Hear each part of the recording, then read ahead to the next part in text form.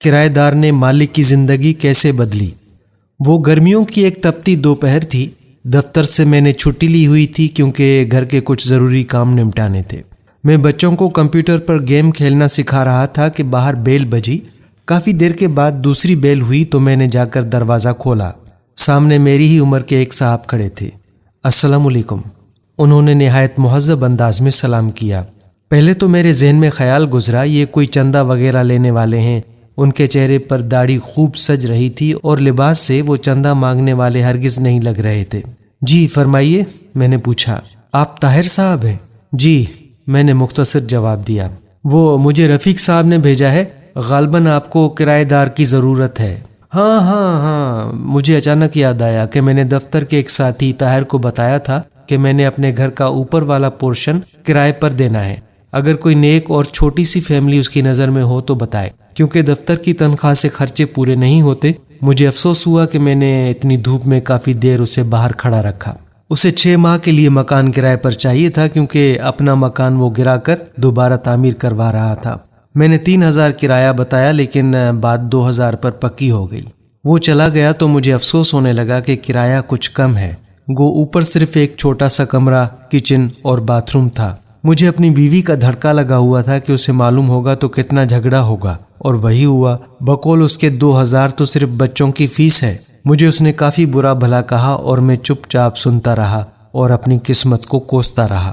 میں نے MSc بہت اچھے نمبروں سے کیا تھا، اس لیے فوراً نوکری مل گئی۔ نوکری ملی تو شادی بھی فوراً ہو گئی۔ میری بیوی بھی بہت پڑھی لکھی تھی، وہ بھی ایک انگریزی اسکول میں پڑھاتی تھی۔ ہمارے 3 بچے تھے مگر گزارا مشکل سے ہوتا تھا۔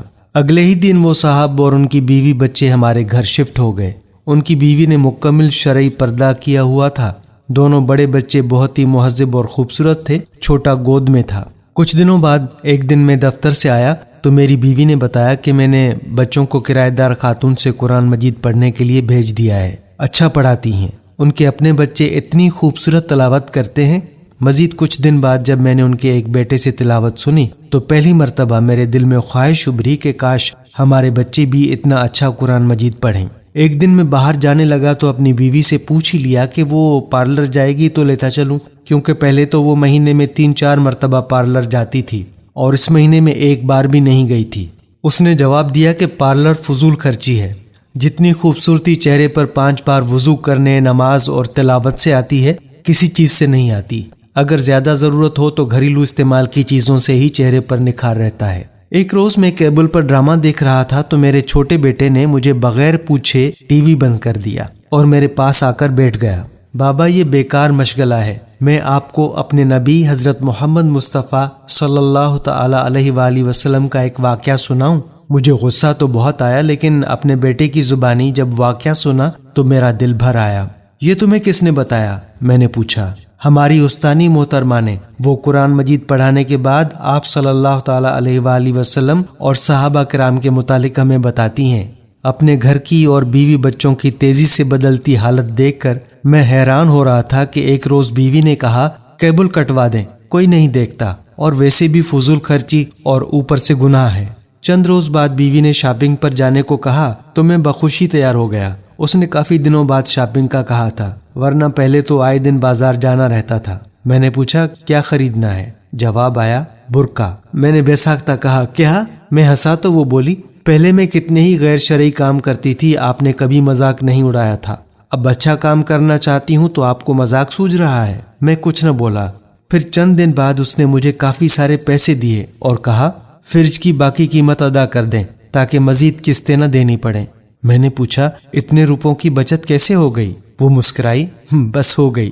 پھر مزید بولی جب انسان اللہ کے بتائے ہوئے احکام پر چلنے لگے تو برکت خود بخود ہو جاتی ہے۔ یہ بھی وہ کرایہ دار خاتون نے بتایا ہے۔ سکون میرے اندر تک پھیل گیا۔ میری بیوی اب نہ مجھ سے کبھی لڑی نہ شکایت کی۔ بچوں کو وہ گھر میں پڑھا دیتی ہے، خود بچوں کے ساتھ قرآن مجید تجوید سے پڑھنا سیکھ رہی تھی۔ وہ خود نماز پڑھنے لگی تھی اور بچوں کو سختی سے نماز پڑھنے بھیجتی۔ مجھے احساس ہونے لگا کہ نجات کا راستہ تو یہی ہے۔ پیسہ اور آرائش سکون نہیں دیتا، اطمینان تو بس اللہ کی یاد میں ہے۔ مجھے اس دن 2000 کرایہ تھوڑا لگ رہا تھا۔ آج سوچتا ہوں تو لگتا ہے کہ وہ تو اتنا زیادہ تھا کہ آج میرا گھر سکون سے بھر گیا ہے۔ قابل قدر ناظرین، کیا مجھے اور میرے گھرانے سمیت ہم سب کو بھی کسی ایسے کرایہ دار کی ضرورت تو نہیں؟ سوچئے گا ضرور، اور اگر یہ ویڈیو پسند آئی ہے تو اپنے دوستوں کے ساتھ ضرور شیئر کیجیے گا اور پیج کو فالو بھی کر دیجیے گا تاکہ ہماری اس طرح کی دوسری ویڈیوز بھی آپ تک پہنچتی رہیں۔ اب اجازت دیجیے، اللہ حافظ۔